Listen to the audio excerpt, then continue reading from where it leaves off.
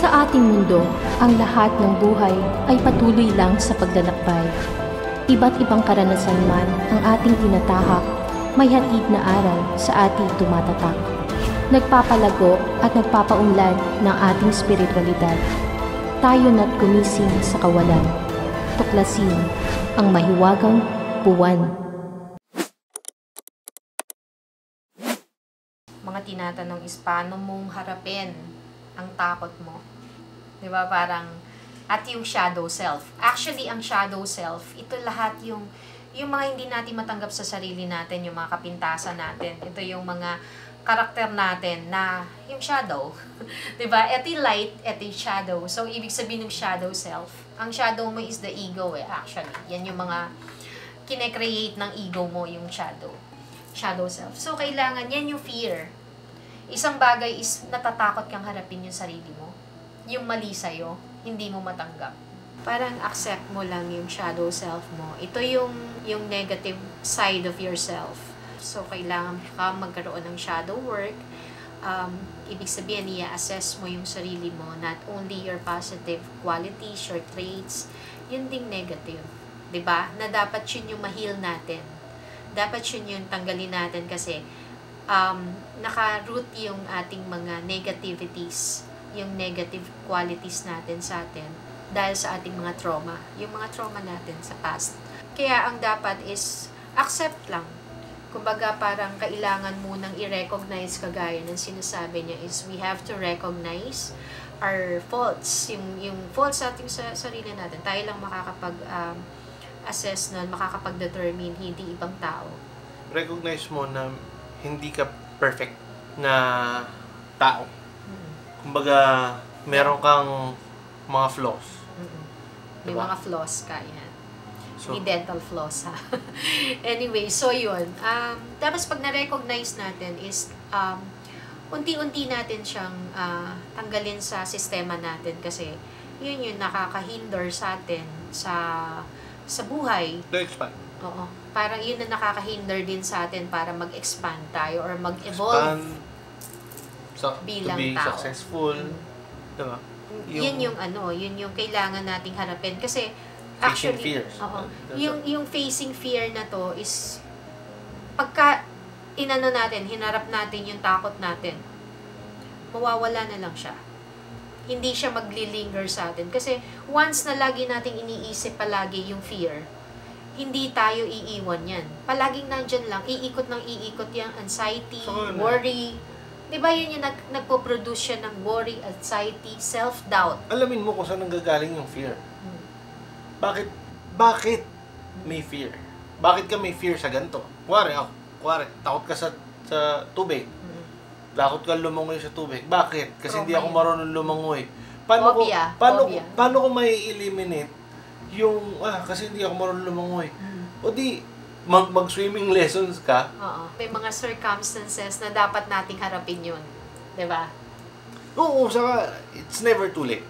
Katulad nun yung sa, experience ko ha. Para lang at least meron kayong example. Ako meron din, diba? May takot ako sa pagbabiyahe. Yung journey itself is, sabi nga niya dati sa akin, is the journey itself is the most exciting part.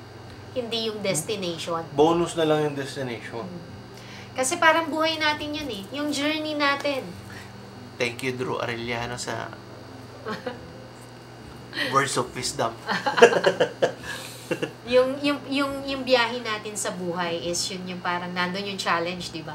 Sa akin kasi, yung nakikita ko dun pagka nagta-travel is parang ang dami yung pumapasok sa utak ko. Parang mayroong mga accidents, may mga ganyan, especially yung mga stiff roads, yung mga rough roads na parang bangin na yung katabi, tapos dadaan ka dun. Hanggang sa tinry kong tanggalin yung fear, nagkaroon kami ng vlog, meron kaming contentment sa ibang channel na tungkol sa food at saka sa travel. EPC Media. EPC Media PH. EPC Media. Tapos meron doon food trip, FUDTRP. Oo, yun. So, meron din kami sa Facebook niyan. Anyways, so yun, nag-travel kami. Nag-promote. Tapos para lang mawala yung ganong point na takot kang magbumiyahe, takot ka sa pagta-travel. And, yun, tama yung sinabi niya is parang the most exciting part is the journey itself. Ganun din sa atin, sa buhay Yung natin. masarap Basta nandun fly yung it. excitement eh. Yung nakikita mo yung mga tanawin habang nasa biyahe ka. Yung journey, papunta. Bonus na lang yung destination talaga. Yung pagpunta mo doon. Destination is where we came from. Yun naman, kung Kasi i-ano mo siya sa... ine-expect mo na yung destination eh. Alam Pero, mo na yung process mo is the journey. nandun yung excitement, di ba? Nandun yung point ng excitement. Kasi, Ganun din sa mga bagay na gusto mong gawin sa buhay. Ang pinaka-exciting part is yung process. Tapos, bonus na lang yung outcome. So, yun yung sinasabi namin about facing fears with courage. So, kailangan mong harapin. Kasi, without knowing it, marirealize nyo na lang. Hindi na ako takot dito. Okay na ako. So, yun yun. Saka, kailangan mong i-build yung confidence Sa sarili mo din. mo sa sarili. Oo. So, Yun, isa pa yun, di ba? Pag yung takot mo sa sarili mo na, well, hindi ako worthy. Hindi ako capable gawin ito kasi hindi ko kaya. Hindi ganun. Bakit natin sasabihin laging hindi? Hindi natin kaya, hindi natin kaya. Pwede bang para maiba naman sabihin natin, sige, tatry ko, kaya ko to. Trinay mo, pero ililesen mo yung expectations mo sa outcome eh. Di ba ganun muna sa una? Tapos pag na-achieve mo yung bagay na gusto mong ma-achieve, and then iangat mo ulit yung process. Elevate yourself. Kumbaga, parang ini-stretch mo yung sarili mo. Hindi ini-stretch na forcefully, Ini-stretch mo yung capacity ng sarili mo kasi yun yung purpose natin dito is parang to expand, to evolve, di ba? Sa ano naman, Out of the experiences. Ang dinidiscuss na din naman lagi sa spirituality is basically the learning eh. Learning mo, hindi sa school, but dun sa lessons, yung mga lessons. Buhay, sa buhay. Yung naaral na nakukuha mo sa mga experiences, sa mga karanasan mo sa buhay. So, yun. Basically, going to the next, parang karugtong to ito, be a better person. Yeah. Karugtong itong kasunod is about limiting beliefs. Yan, di ba? Karugtong yan nung facing fears. Limiting beliefs and fear-based beliefs. Saan ba nag-a-apply ang limiting beliefs? Ang limiting beliefs sa personalidad mo, pagka-nega, parehas pa rin yun. Yung kagaya ng... Yun pa rin yung... Oo, kumbaga ang limiting... sinasabi kong hindi ko kaya. Yun, yung parang what ifs. Yung marami kang... Kasi, paano kung hindi ko... Or paano kung hindi mangyari to? Ganyan. Hindi. Limiting beliefs is... Ayaw mo kumuwala dun sa normal mong ginagawa, gano'n? Oo. Ayaw mong umalis sa comfort zone mo. That's the limiting belief. Parang, andun ka lang. Gusto mo lang nandito ka sa kuweba. Di ba? Katulad nung allegory na dati kong naging topic is about being inside the cave. Kumbaga, all your life, doon na kayo, na slave kayo doon, naka-chain kayo doon, mamanipulate lang doon sa is the fire. Yun lang yung nakikita nyo, yung mga visions lang doon sa fire, yung mga shadows na pinapakita doon. Kumbaga, doon lang umiikot yung mundo nyo. And then, isa doon na tao is nakawala. Tapos, lumabas siya sa kuweba. Blinded by light na, anong world ito? Diba, kaibang world na hindi siya parehas doon sa cave na parang darkness, tapos ang light nyo lang is fire. Tapos nung nakarating siya doon, yung nakita niya maganda paligid, may mga halaman, may mga puno, yung maganda, basta maganda yung landscape ng nature. Tapos, dahil nga gusto niyang makita din ng mga kasamahan niya, bumalik siya doon sa cave. Tapos inaya niya yung mga kasamahan niya na yung para makatakas, tinulungan niya makawala. Ayaw ng mga kasamahan niya. Ang sabi sa kanya, anong pinagsasasabi mo? Baliw ka ba? Bakit anong pinagsasasabi mong liwanag dun sa taas? Dito yung totoong mundo. So parang tayo yun. Parang yung limiting belief natin dito sa mundo. Hindi, kaya ako nga natanong parang sa'yo. Pagka napunta ka sa spirituality, makikita mo yung the bigger picture of what is here. Parang mas mag-e-expand yung idea mo, yung knowledge mo. Hindi, kaya ako nga natanong sa'yo kung anong yung limiting beliefs. Kasi nga, di ba, pag nanood kayo, nag-search kayo ng mga videos, sa YouTube especially, ng tungkol sa spirituality, isang limiting beliefs is, ang sinasabi nila is basically sa religion. Syempre, ayaw natin i-touch yung religion. Fear-based belief. Yan. Di ba, limiting sa Fear-based fear-based is the same. sa religion nila nililink eh. Kaya ako din tinanong sa yun dahil gusto natin hindi lang doon. Hindi lang doon may limiting beliefs as fear-based belief. Yun nga, yung lagi nilang pinag-uusapan sa mga channels ng actually, ayaw natin i-touch yun dahil ako, personally, naniniwala ako kung ano yung nag-a-apply sa'yo, mas maganda. Kung kunwari, you're inside a religion, o kung ano man yung religion mo, ngayon is kung nag-a-apply sa'yo at nagiging better person ka, is go for it. Saka, kung masaya ka dyan, at kung masaya yung fulfilled ka, di ba? Go for it. Hindi tayo yung parang ibang belief system, yung faith na diba? Dito ka, mas convert ka sa amin, ganito, mas kami, hindi tayo nagpo-promote ng ganong point.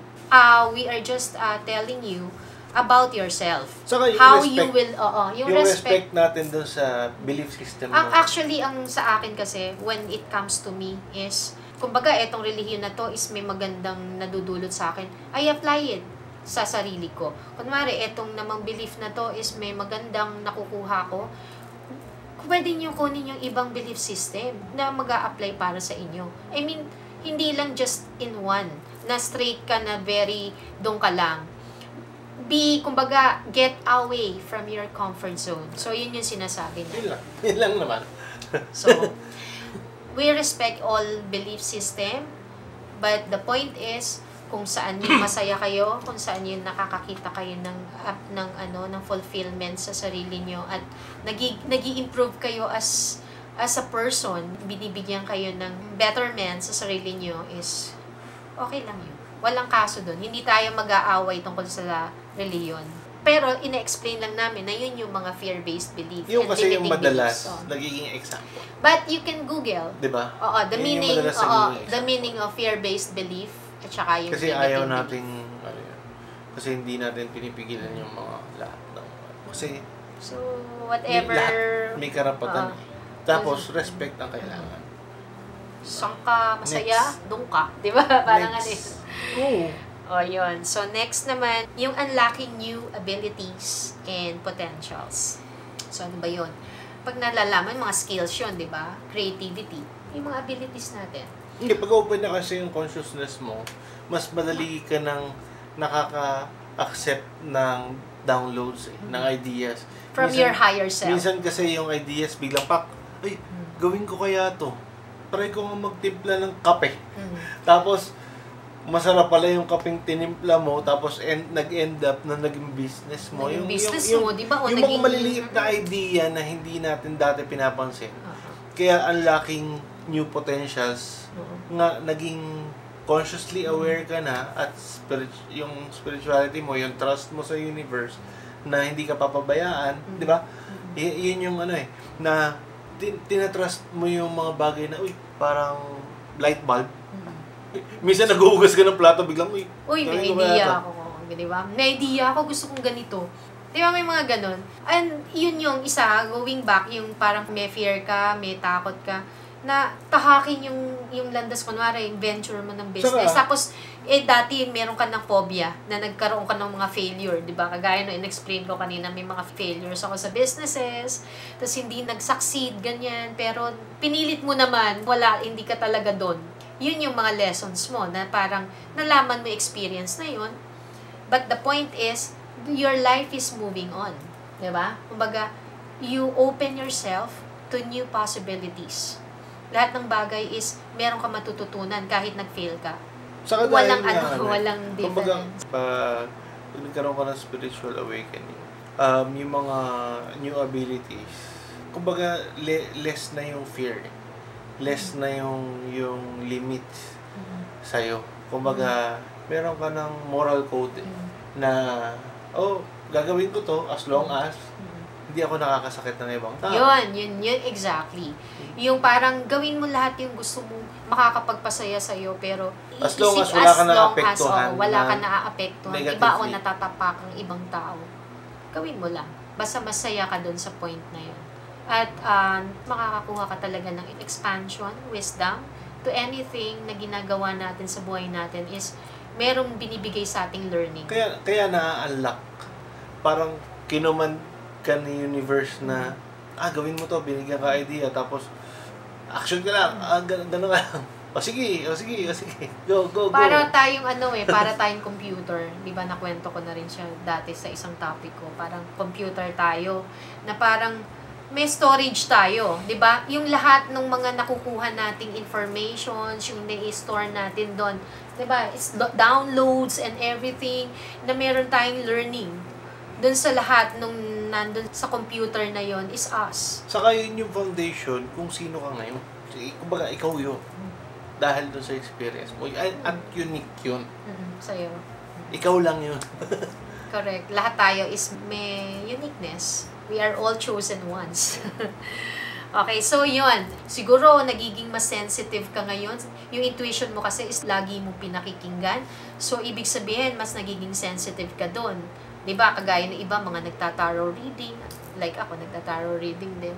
Tapos, nag-painting, gumagawa ng music, creative ka, yung dating technical, nagiging creative. Yun yung mga bagay na sinasabi kong mga unlocking abilities mo. Okay, next naman tayo is about experiences for soul and self-growth and spiritual evolution.